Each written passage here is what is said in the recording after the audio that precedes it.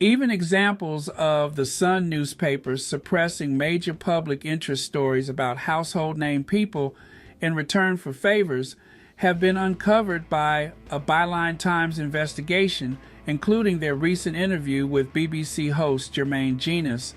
After Mr. Jenas was sacked last month from his presenting roles on Match of the Day and The One Show, he agreed to give the newspaper his first interview, which was headlined, "I'm So Ashamed," during which he admitted sending inappropriate texts to two BBC co-workers.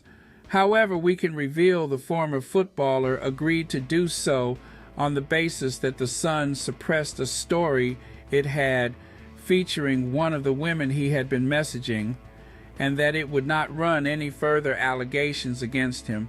But this is understood to have backfired on the paper after more women came forward to make claims about Jenas's workplace behavior, leaving the tabloid, which is edited by Victoria Newton, who has a track record of using so-called catch-and-kill tactics, hamstrung by the deal.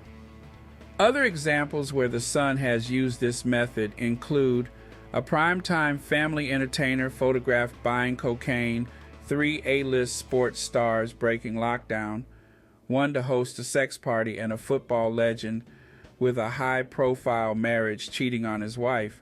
In each case, the negative stories about the stars were killed once they agreed to give interviews to the Murdoch-owned tabloid, often on entirely unrelated matters, or endorsed events sponsored by the Sun or backed its campaigns.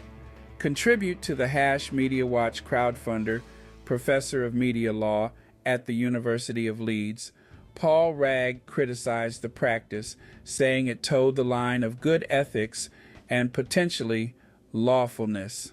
He said, "It is legally questionable. It is certainly morally and ethically wrong. It is not the press performing the function of the press. It is just a company performing in the best interests of its sponsors and advertisers, not its readers. This method of catching people out and then killing the story must stick in the heart of any true journalist working for that paper.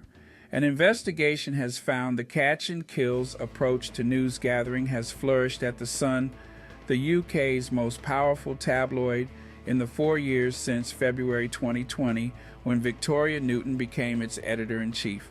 In another example, enacted the day Newton took up her post, The Sun suppressed details of an unwise but not illegal affair between the former daytime television presenter Philip Schofield and a younger male colleague in return for a front-page interview in which the married star announced he was gay.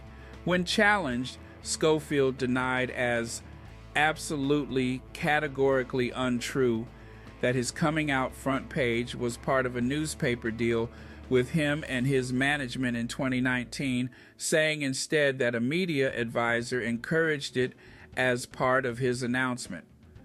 A spokesperson on behalf of The Sun said no deal was discussed with Mr. Schofield to suppress any stories at all. This newspaper has spoken to 3 separate Sun sources who confirm Newton was at the heart of the deal-making and who say the secretive arrangements are angering some journalists. One newsroom staffer said, "The tactic has become more common under Vic, who, along with ensuring the celebrities give interviews, often ropes them into turning up to our awards DAs or backing campaigns they don't care about in return for being let off the hook." The feeling among the reporters is that because celebrities tend to be media trained, the interviews are often dull. It doesn't feel like a great deal for the paper, and it is deceiving our readers. A second source said, what the paper's been doing in these cases is the opposite of journalism, which is meant to be revealing things people do not want to be revealed. The self-serving argument goes that Vic's approach handcuffs the subject of the story and negates the litigation risk over breaches of privacy or defamation. But the reality is, these arrangements undermine trust, not only in the Sun but in the wider media, which is already undergoing a crisis of confidence with the public. This is why this practice needs to be called out. A third source told Byline Times, previously, the industry's stock in trade was catching and exposing public figures for things they shouldn't have been doing, but for various reasons things have changed. So now, when the Sun is offered photographs or videos which catch the celebrities misbehaving, it will often kill the stories in collusion with their publicists. In effect, the paper buys the stories off the market, but only as long as they get something in return. It's got to the point that lots of celebrities know they just need to make friends with Vic, and they can behave as they wish with a get-out-of-jail-free card if they get in trouble. Newton, publicly, is quick to defend the Sun's journalism.